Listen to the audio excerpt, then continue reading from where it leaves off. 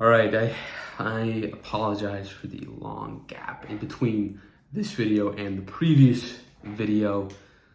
To be honest, I got sick and then I slacked off because of it and ended up spiraling right back into the bad habits that catalyzed me wanting to do this whole journey.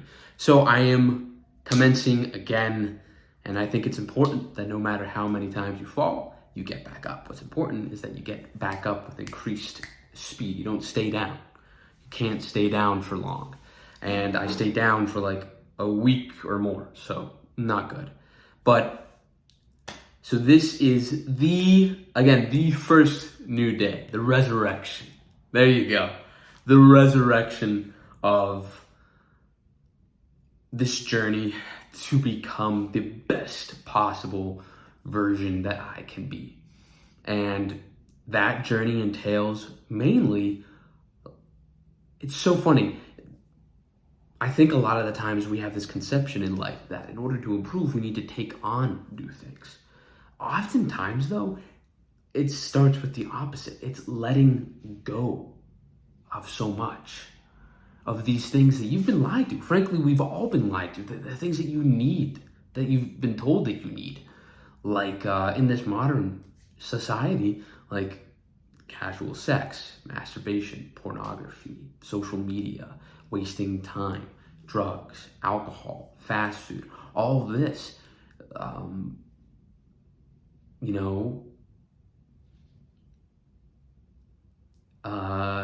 even now, like there's that bitch part of my brain that's like, oh, dude, we need this stuff, but you don't. And I've proven this to myself before. I've gone weeks without it, and because I haven't been very self-aware as I should be, I haven't seen the triggers coming along that cause me to relapse. But now I'm very, very aware of what causes me to relapse into these bad habits.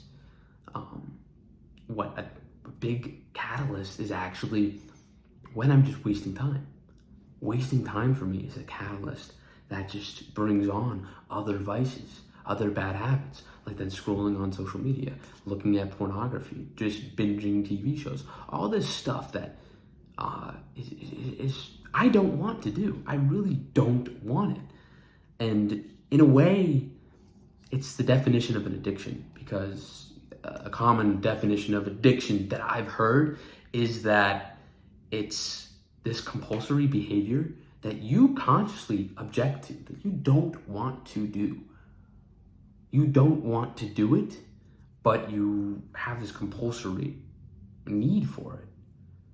And then you put yourself in a certain situation, and then boom, that compulsion bypasses all logic, all sort of conscious objection, and goes right directly to your will. And you're not prepared for that a lot of the time.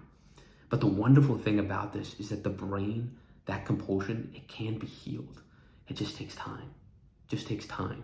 I was listening to a podcast, and they said that typically it takes about 18 months for the neural networks and those pathways that you've carved through that compulsory behavior, whatever it is, whether it's pornography, alcohol use, smoking weed, drug use,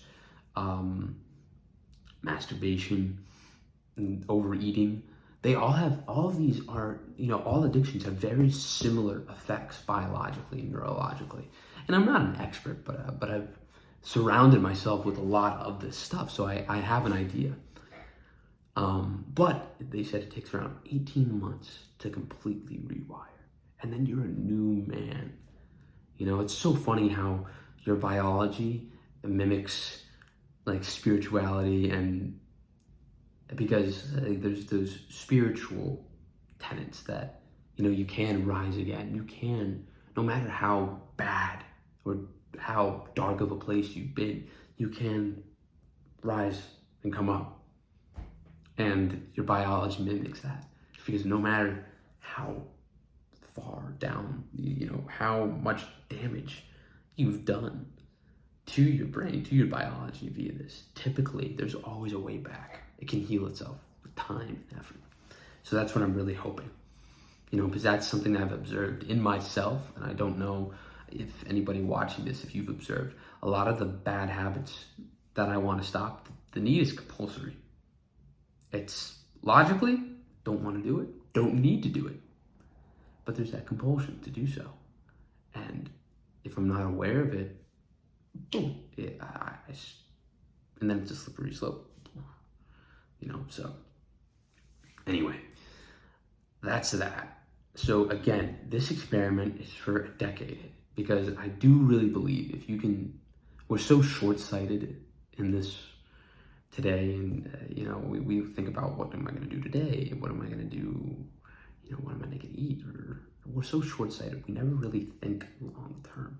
And I heard a quote that men who think in decades are very, very dangerous. So this is me. This is me thinking in terms of a decade. What would I become? What would my life be like if for a decade I really committed? I didn't put off what I had to do.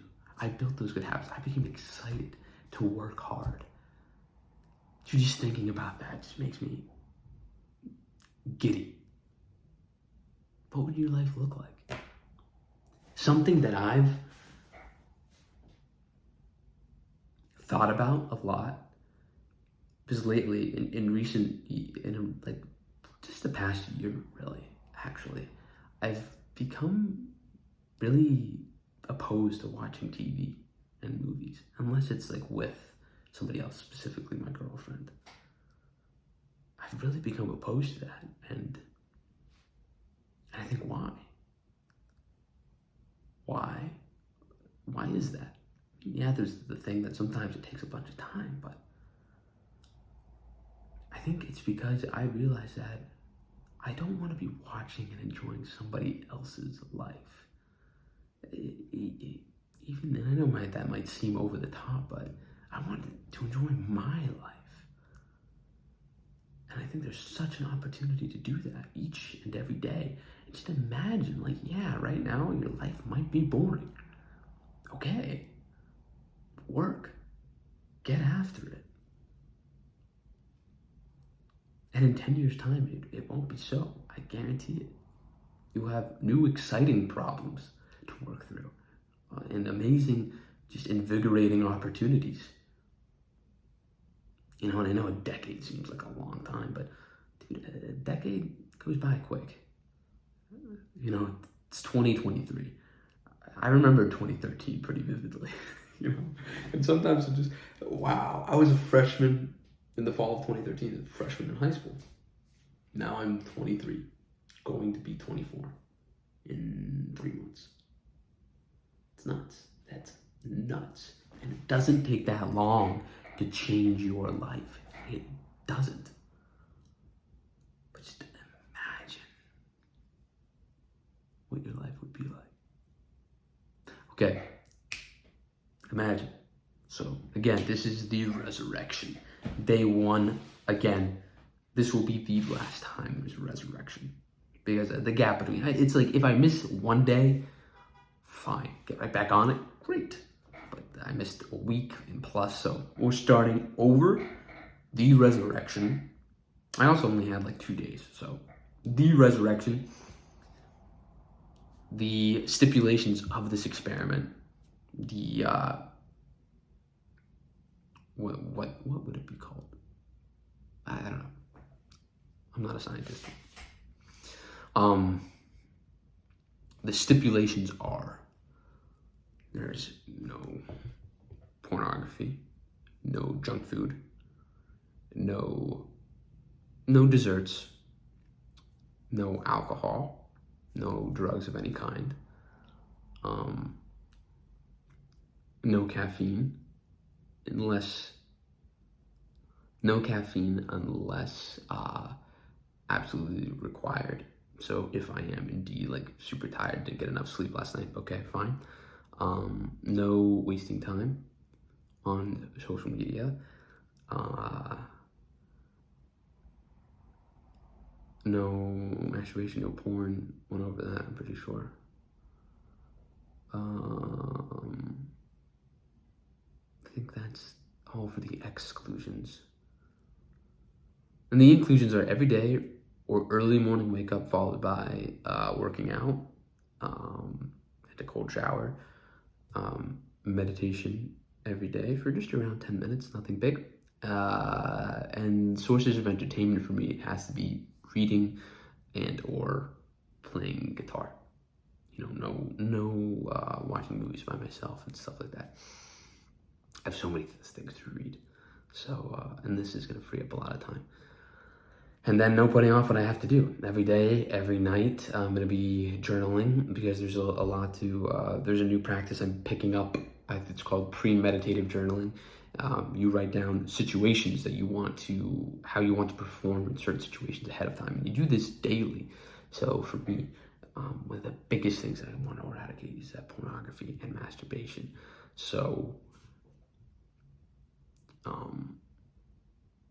every day, just premeditatively, if that's a word, journaling and analyzing the situation. Okay, when this occurs, how do I want to act?